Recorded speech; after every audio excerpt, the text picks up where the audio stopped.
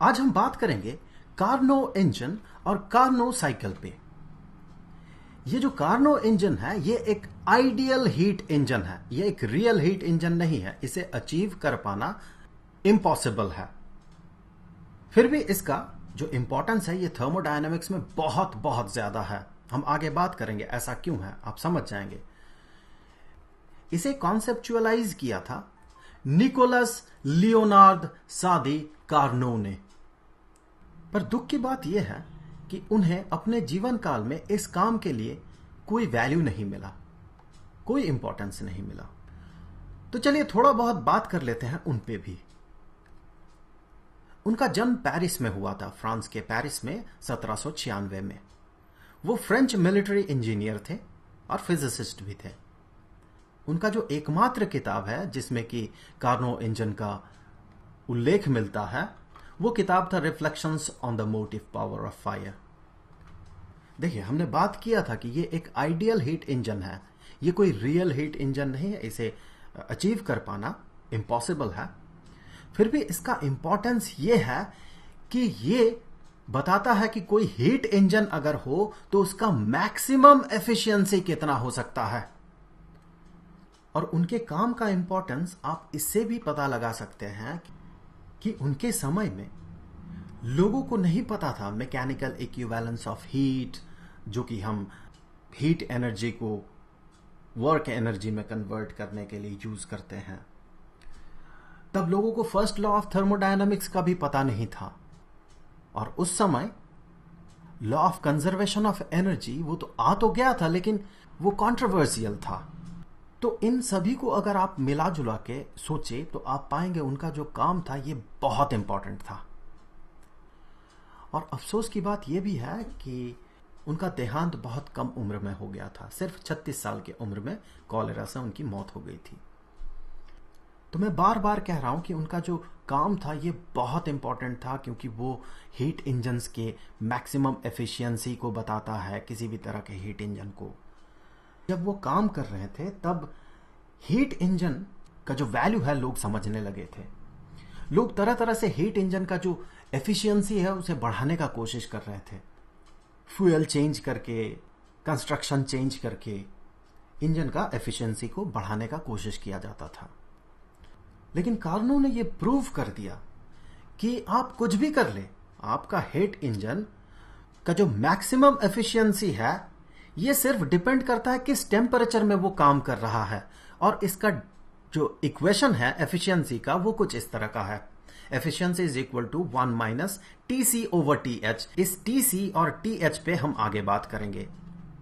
सो अगर कोई इंजन ये दो टेम्परेचर पे काम कर रहा है, एक तो ये हॉट टेम्परेचर है, ये ज्यादा टेम्परेचर है, और ये कम टेम्परेचर है।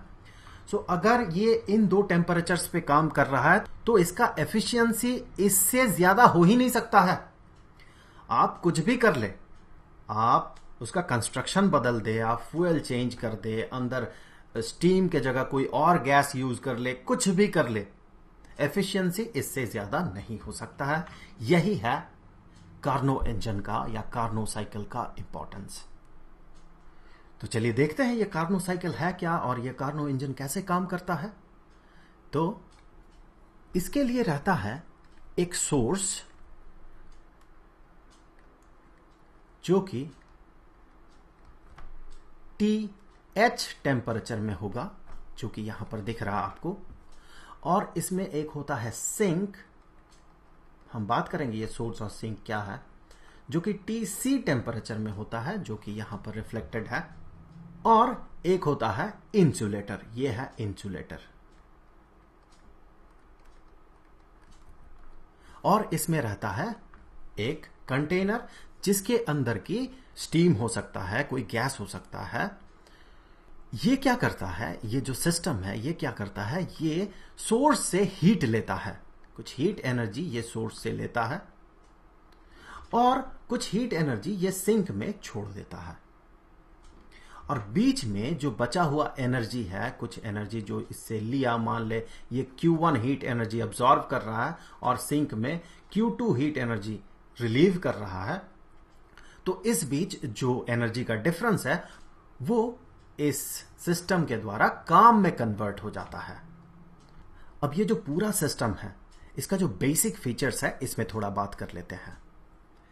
यहां पर ये जो कंटेनर है, इसके जो वॉल्स है, ये जो कर्व्ड वॉल्स है, अगर ये सिलिंड्रिकल कंटेनर हुआ, और ये जो पिस्टन है, ये सारे नॉन कंडक्टिंग होते हैं, परफेक्टली नॉन कंडक्टिंग होते हैं। अर्थात हीट इस वॉल से अंदर नहीं जा सकता है, इस वॉल से बाहर नहीं जा सकता है, इस पिस्टन से अंदर नहीं जा सकता है, और इस पिस्टन के थ्रू बाहर नहीं जा सकता है। पर इसका जो बॉटम होता है, ये परफेक्टली कंडक्टिंग होता है। अर्थात यहां सोर्स से ये जो हीट एनर्जी लेगा, ये बॉटम के थ्रू लेगा, और ये जो हीट एनर्जी रिलीव करेगा, ये भी बॉटम के थ्रू यहां सिंक में हीट एनर्जी रिलीव करेगा।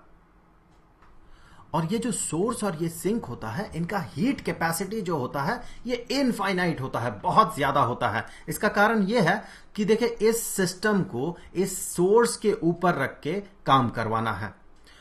तो ये जो सोर्स है, इसका टेम्परेचर TH ही रहना चाहिए, चेंज नहीं करना चाहिए। पर जैसे ही ये हीट एनर्जी लेगा, ये सिस्टम कुछ भी हीट एनर्जी ले, तो इसका टेम्परेचर तो थोड़ा घट जाएगा। इसीलिए इसका जो हीट कैपेसिटी होता है, इसे इनफाइनाइट माना गया। अगर इसका हीट कैपेसिटी इनफाइनाइट हो, बहुत बहुत बहुत ज्यादा हो, तो थोड़ा अगर हीट ये अब्सॉर्ब कर भी ले, तो इसका टेम्परेचर में कोई डिफरेंस नहीं होगा। तो सोर्स का और सिंक का जो हीट कैपेसिटी है, ये इनफाइनाइट होता है। और ये इंसुलेटर क्या है? इंसुलेटर एक ऐसा स्टैंड है जो कि हीट कंडक्ट नहीं करता हो। देखिए, सारे थियोरिटिकल चीजें हैं, ऐसा नहीं है कि आप वॉल को परफेक्टली नॉन कंडक्टिंग बना सकते हैं और बॉटम को परफेक्टली कंडक्टिंग बना सकते हैं। और यह भी नहीं है कि कोई ऐसा ऑब्जेक्ट है या ऐसा सिस्टम आप डेवलप कर सकते हैं जिसका कि हीट कैपेसिटी इनफाइनाइट हो। तो ये सारे कॉन्सेप्चुअल चीजें हैं, आइडियल चीजें हैं। और ये इंसुलेटर, ये भी परफेक्टली नॉन कंडक्टिंग है, तो ये भी एक कॉन्सेप्ट है। अब चलिए देखते हैं ये काम कैसे करता है। सबसे पहले इसे सोर्स में रखा जाता है। सोर्स में होता क्या है, ये कुछ हीट अब्सॉर्ब करता है ये सिस्टम, और इसमें आइसोथर्मल एक्सपेंशन होता है। और इसके आइसोथर्मल एक्सपेंशन के बाद इसे यहां से रखा जाता है इस इंसुलेटर में। इस इंसुलेटर से तो ये हीट अब्सॉर्ब नहीं कर सकता है, तो ये बाहर से ना हीट लेता है, अब ना ही ये हीट छोड़ता है।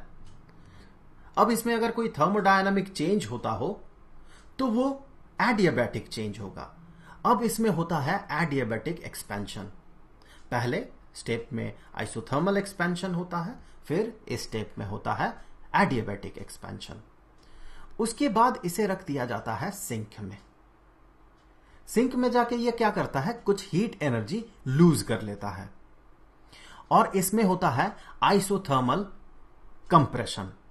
क्यों? क्योंकि इसका जो टेम्परेचर है ये TC ही रहता है, कांस्टेंट टेम्परेचर में इसका कंप्रेशन होता है, जिसे कि हम आइसोथर्मल कंप्रेशन कहते हैं।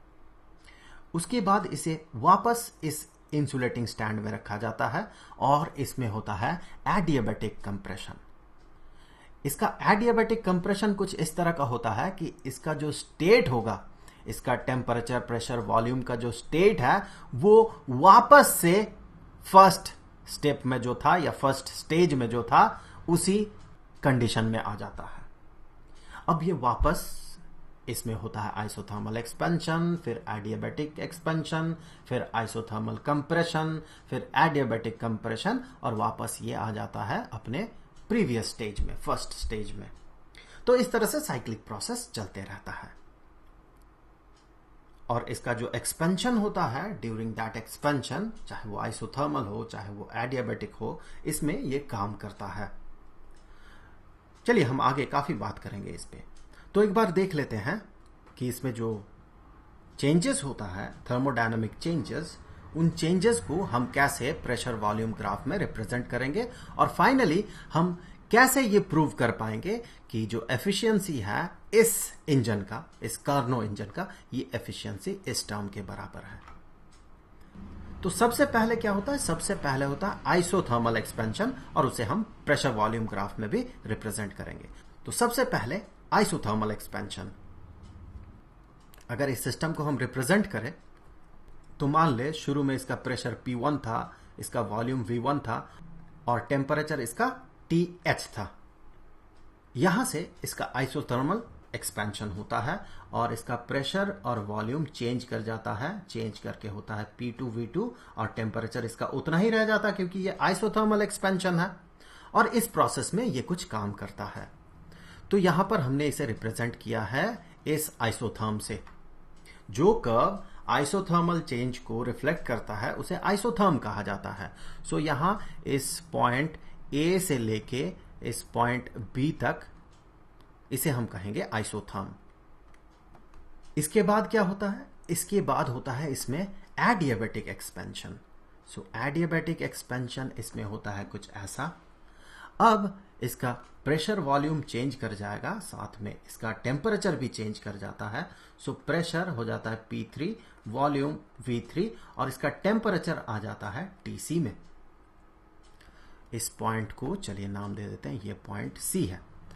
अगर इसे हम रिप्रेजेंट करें कुछ ऐसे तो हम कह सकते हैं ये A जो है ये P1 V1 है, ये B में इसका प्रेशर और वॉल्यूम P2 V2 है और C में इसका प्रेशर और वॉल्यूम P3 V3 है।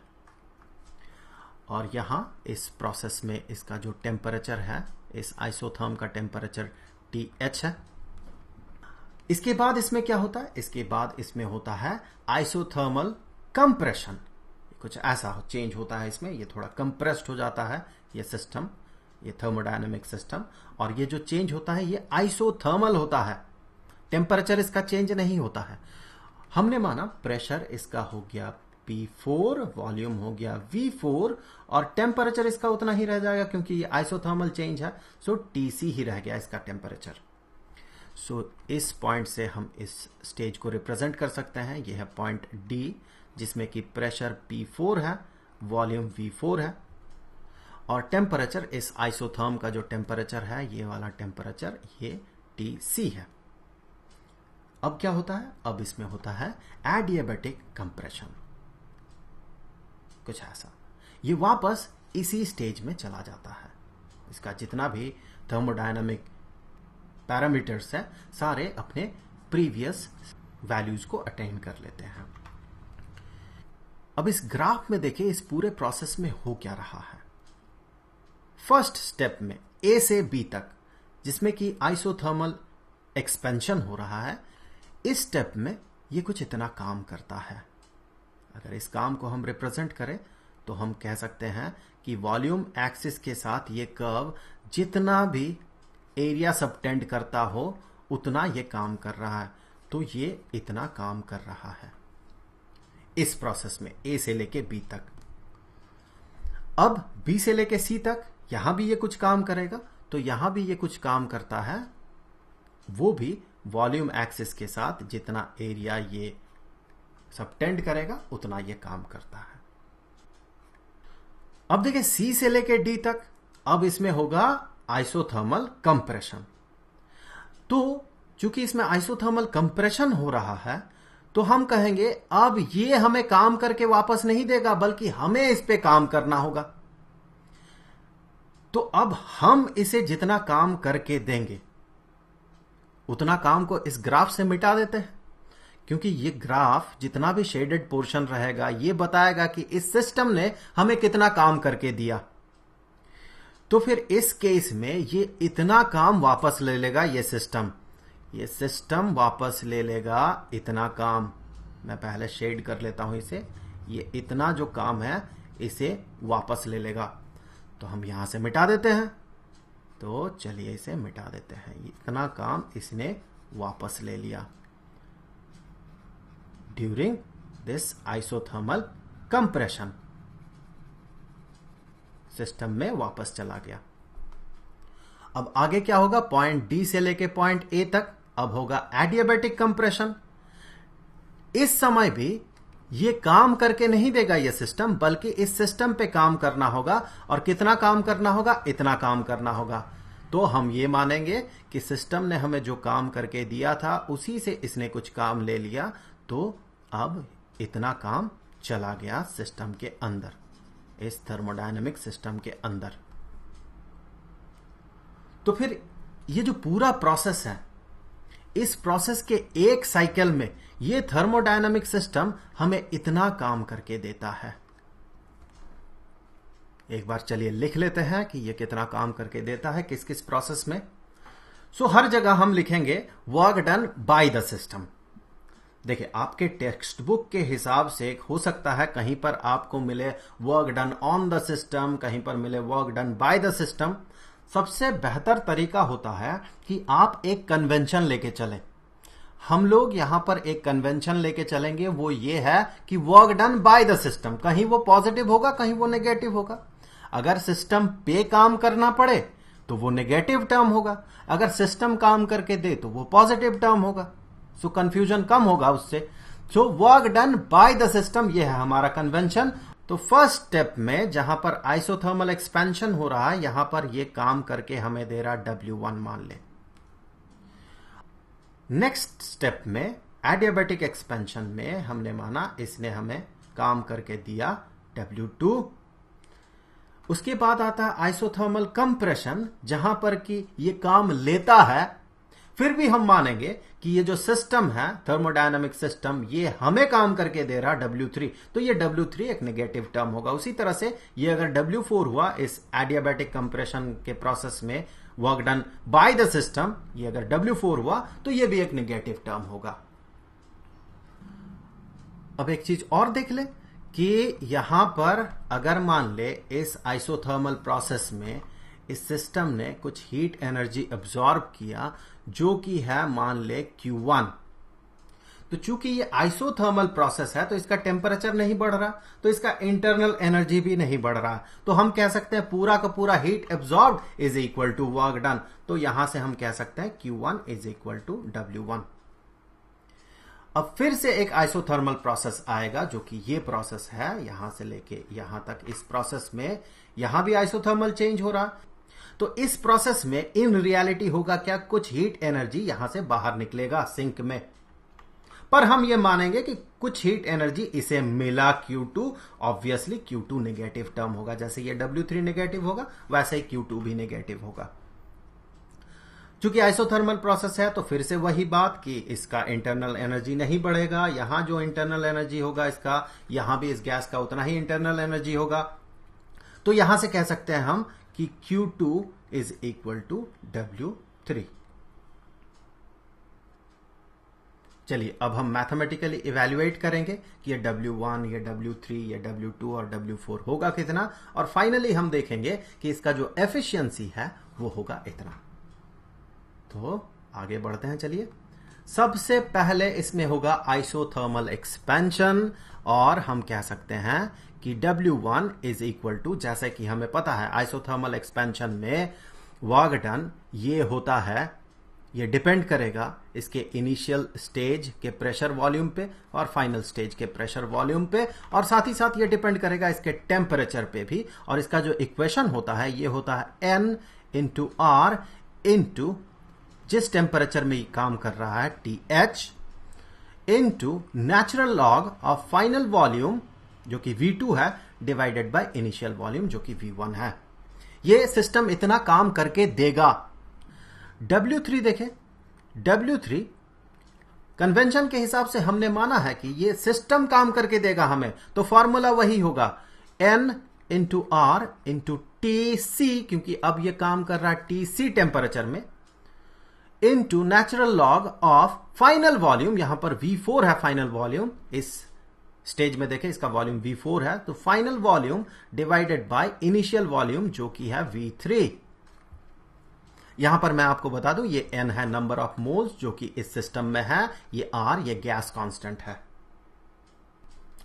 उसी तरह से अगर आप W2 को देखें, work done by the system during this adiabatic expansion, तो हमें पता है एडियाबैटिक एक्सपेंशन का फॉर्मूला कुछ ऐसा होता है 1 ओवर गामा माइनस 1, यहां पर ये गामा होता है Cp ओवर Cv, जबकि Cp है molar specific heat of the gas, जो गैस यहां पर है एट कांस्टेंट प्रेशर, और Cv होता है molar specific heat at constant volume, into N into R into initial temperature minus final temperature. यहां पर इनिशियल टेम्परेचर देखे, यहां से इस प्रोसेस में इनिशियल टेम्परेचर TH और फाइनल टेम्परेचर TC, और W4 को अगर आप देखें तो ये होगा उसी तरह से फॉर्मूला होगा इसका 1 over gamma minus 1 work done by the system हम पता कर रहे हैं, जबकि इन रियलिटी सिस्टम पे काम किया जाएगा W4 के दौरान, इस प्रोसेस के दौरान।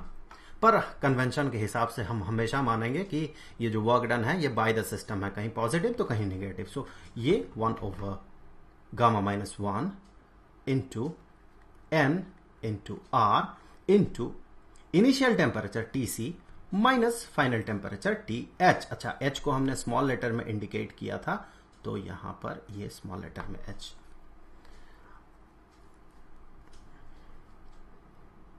अगर आप गौर से देखेंगे तो आप पाएंगे ये टर्म और ये टर्म, इन दोनों को जोड़े तो 0 होगा, इसी को निगेट करे तो आपको ये मिलेगा। तो अगर W2 प्लस W4 की बात आए तो ये तो 0 हो जाएगा। सो हम यहां से कह सकते हैं W2 plus W4 is equal to 0। So इन दोनों एडियाबैटिक प्रोसेसेस में, कंप्रेशन और एक्सपेंशन में, जो टोटल वर्क डन है बाय द सिस्टम वो 0 हो जाएगा। तो इस प्रोसेस में, यहां से लेके यहां तक, इस प्रोसेस में सिस्टम जितना काम करके देगा, इस प्रोसेस में सिस्टम उतना ही काम ले लेगा। सो इन दोनों ने हमारा काम थोड़ा आसान कर दिया। अब आगे बढ़ते हैं। इसका मतलब W1 और W3 को अगर हम जोड़े तो हमें टोटल वर्क डन मिलेगा, जबकि यहां W1 पॉजिटिव टर्म होगा और W3 ऑब्वियसली नेगेटिव टर्म होगा। तो यहां पर V2 ओवर V1 और V4 ओवर V3, इन दोनों फ्रैक्शंस को इंटर रिलेट कर लेते हैं। हम कैसे इंटर रिलेट कर सकते हैं, चलिए देखते हैं हम कैसे इंटर रिलेट करेंगे। तो यहां से हम कह सकते हैं कि फर्स्ट थर्मोडायनेमिक प्रोसेस में, इस प्रोसेस में जो थर्मोडायनेमिक एक्सपेंशन हो रहा है, इस प्रोसेस में देखें, ये था इनिशियल स्टेट, ये था फाइनल स्टेट इस पूरे थर्मोडायनेमिक प्रोसेस का। हमें पता है थर्मोडायनेमिक प्रोसेस में हम कह सकते हैं कि temperature into volume to the power gamma minus 1 that is constant. So इस पूरे प्रोसेस में इसका टेम्परेचर और इसका volume to the power gamma minus 1, ये जो प्रोडक्ट है ये कांस्टेंट रहेगा। तो बी पॉइंट में और सी पॉइंट में इसका जो वैल्यू होगा वो दोनों बराबर होगा। तो जब ये दोनों बराबर होंगे तो हम कह सकते हैं इस स्टेज में, स्टेज बी में, जो टेम्परेचर था ये कितना था, ये तो TH था, वॉल्यूम कितना था, V2 था। So TH into V2 to the power gamma minus 1 is equal to, इस स्टेज में देखें इसका टेम्परेचर TC था और इसका जो वॉल्यूम V3 था to the power gamma minus 1, ये दोनों बराबर हो गए। और इस एडियाबैटिक कंप्रेशन में देखें, यहां पर क्या होगा कि हम कह सकते हैं इस स्टेज में, जो कि इसका टेम्परेचर है TC इंटू इसका जो वॉल्यूम है V4 to the power gamma minus 1 is equal to, इस स्टेज में इसका जो टेम्परेचर है TH इंटू वॉल्यूम जो कि है V1 to the power gamma minus 1, ये दोनों बराबर होंगे। चीजों को आसान करने के लिए मैं थोड़ा सा इसे ऑर्डर में लिख लेता हूं। तो यहां से मैं इस टर्म को पहले अगर लिखूं तो होगा TH into V1 to the power gamma minus 1 is equal to TC into V4 to the power gamma minus 1। अब हम क्या करेंगे, इस एक्सप्रेशन से इस एक्सप्रेशन को डिवाइड करेंगे। तो देखें ये term TH into V2 to the power gamma minus 1 divided by ये टर्म जो कि है TH into V1 to the power gamma minus 1 is equal to ये वाला term TC into V3 to the power gamma minus 1 divided by ये वाला term जो कि है TC into V4 to the power gamma minus 1। यहां से आप देखें न्यूमरेटर डिनोमिनेटर से TH कैंसिल और यहां TC कैंसिल, और हमारे पास जो बचा हुआ रहा वो ये है कि V2 over V1 to the power gamma minus 1 is equal to V3 over V4 to the power gamma minus 1। तो इससे आगे हम कह सकते हैं कि V2 over V1 is equal to V3 over V4। तो ये याद रखें। और अगर अब मैं यहां से V3 ओवर V4 के जगह V2 ओवर V1 लिखता हूं, तो यहां अगर हम सब्स्टिट्यूट करें, यहां तो V4 ओवर V3 है, तो वहां हम लिख सकते हैं V1 डिवाइडेड बाई V2। सो इसी तरह से हम इसी को लिख सकते हैं, कॉपी कर लेते हैं इसे कुछ ऐसा कि यहां पर ये जो V4 ओवर V3 है, V4 ओवर V3, इसके जगह पे हम लिख सकते हैं V1 ओवर V2। सो V1 ओवर V2।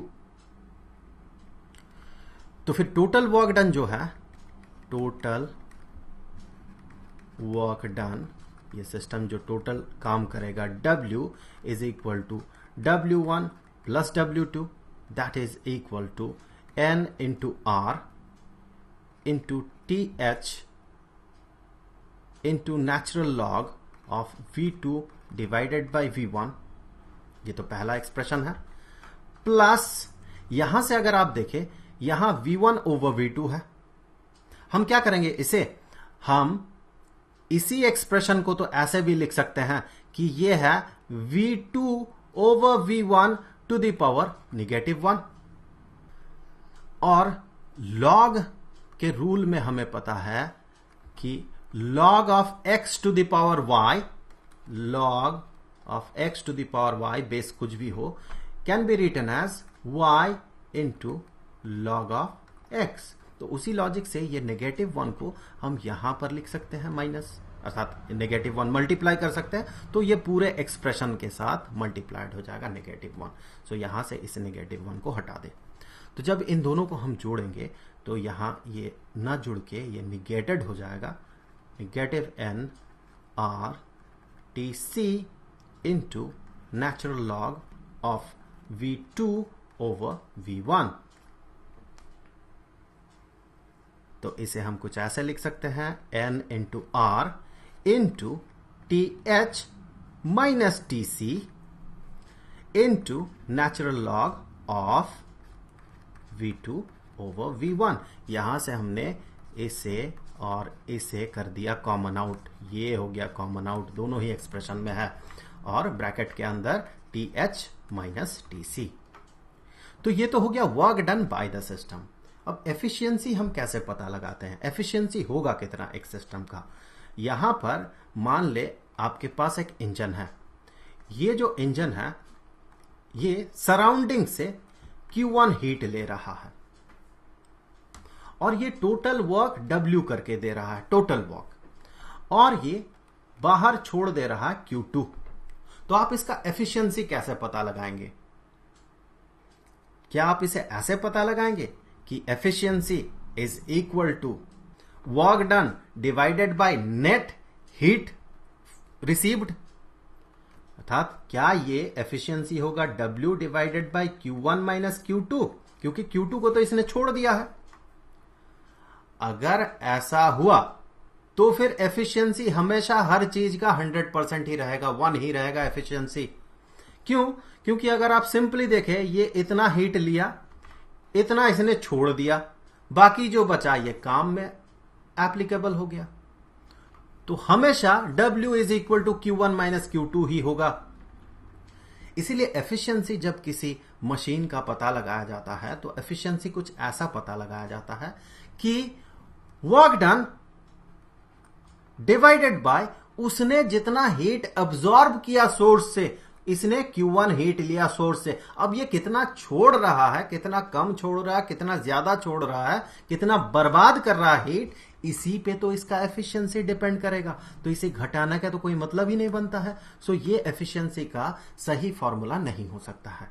एफिशिएंसी का फॉर्मूला होता है कितना ये काम किया डिवाइडेड बाय कितना इसने लिया। अब लेके कितना बर्बाद किया तो ये तो उसका फॉल्ट है, इसीलिए ये जितना बर्बाद कर रहा है इसे हम यहां कंसीडर नहीं करते हैं।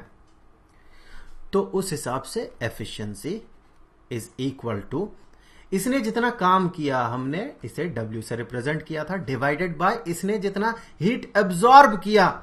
ये कहां से हीट एब्जॉर्ब कर रहा था, कितना हीट एब्जॉर्ब कर रहा था, ये हीट एब्जॉर्ब कर रहा था सोर्स से, कितना Q1 हीट एब्जॉर्ब कर रहा था, और हमने देखा था Q1 is equal to W1। तो यहां पर हम कहेंगे कि W डिवाइडेड बाय Q1, और ये Q1 इस W1 के बराबर होगा, तो हम कहेंगे efficiency is equal to W, जो कि होगा इस टर्म के बराबर N into R into TH minus TC into natural log of V2 over V1 divided by Q1, जो कि इसके बराबर है, जो कि इसके बराबर है। तो इसे डिनोमिनेटर में हम लिखेंगे NR into TH into natural log of V2 over V1। तो यहां से NR कैंसल आउट, और natural log of V2 over V1 numerator denominator दोनों से कैंसल आउट। तो क्या बचा हुआ है देखें, अब यहां बचा हुआ है, हम कहेंगे efficiency is equal to TH minus TC over TH। इसी से आगे हम कहेंगे ये होगा 1 TH divided by TH, 1 minus TC divided by TH, so TC divided by TH। ये हो गया एफिशिएंसी का फॉर्मूला, मैक्सिमम एफिशिएंसी किसी भी हीट इंजन का। क्योंकि देखिए ये जो कार्नो इंजन है ये एक परफेक्ट इंजन है, ये एक आइडियल इंजन है, ये थोड़ा भी हीट को बर्बाद नहीं कर रहा है, यहां फ्रिक्शन भी बिल्कुल नहीं है, ये पूरा का पूरा हीट यहां एब्जॉर्ब कर रहा है, थोड़ा भी हीट यहां सराउंडिंग्स में डिसिपेटेड नहीं हो रहा है। और फिर जब इसे इंसुलेटर में रखा गया तो थोड़ा भी हीट ये रिलीव नहीं कर रहा है। तो ये परफेक्ट इंजन है, इस परफेक्शन को अचीव कर पाना इम्पॉसिबल है। तो ये जो एफिशिएंसी है कार्नो इंजन का, ये एफिशिएंसी किसी भी हीट इंजन के लिए मैक्सिमम एफिशिएंसी है। और देखिए ये दो टेम्परेचर पे काम करता है, एक तो सिंक का टेम्परेचर और दूसरा सोर्स का टेम्परेचर।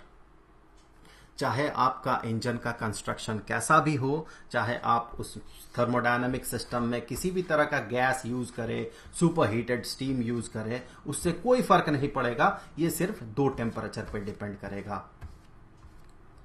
तो एक एग्जांपल कंसीडर कर लेते हैं। मान लेते हैं कि ये जो सोर्स है, ये सोर्स 500 केल्विन पे काम कर रहा है, या 500 केल्विन पे है, और ये जो सिंक है ये 300 केल्विन पे है। यहां ध्यान देने वाली बात यह भी है कि ये जो टेम्परेचर होगा ये केल्विन स्केल में होगा। तो इस केस में अगर हम इसका एफिशिएंसी पता करना चाहें इस इंजन का, इस परफेक्ट कार्नो इंजन का, तो ये एफिशिएंसी होगा इस केस में, एफिशिएंसी ये होगा 1 माइनस TC, अर्थात ये जो कोल्ड टेम्परेचर है, ये जो सिंक का टेम्परेचर है वो 300 केल्विन ओवर ये जो सोर्स का टेम्परेचर है, जो कि हाई टेम्परेचर है, जो हॉट बॉडी का टेम्परेचर है, जो कि है 500 केल्विन। इसे इवैल्यूएट करें, ये होगा 1 minus 3 over 5 that is equal to 2 over 5। इसे आप ऐसे भी रिप्रेजेंट कर सकते हैं, ये होगा 40%। तो कोई इंजन अगर दो टेम्परेचर में काम कर रहा हो, 500 केल्विन और 300 केल्विन, तो फिर इसका जो एफिशिएंसी है, मैक्सिमम एफिशिएंसी है, वो 40% होगा। अगर ये परफेक्ट इंजन हो, अगर ये कार्नो इंजन हो, तो इसका एफिशिएंसी 40% होगा। इसका मतलब कोई भी आप इंजन नहीं बना सकते हैं इस तरह का जिसका की एफिशिएंसी 40% से ज्यादा हो। चाहे आपका कंस्ट्रक्शन कुछ भी हो। तो ये था कार्नो इंजन। और मैं आपको यहां बता दूं, ये जो साइकिल आपको दिख रहा है यहां पर, ये इसका एरो इस डायरेक्शन में, ये इस डायरेक्शन में, और ये जो साइकिल है इसे कार्नो साइकिल कहा जाता है।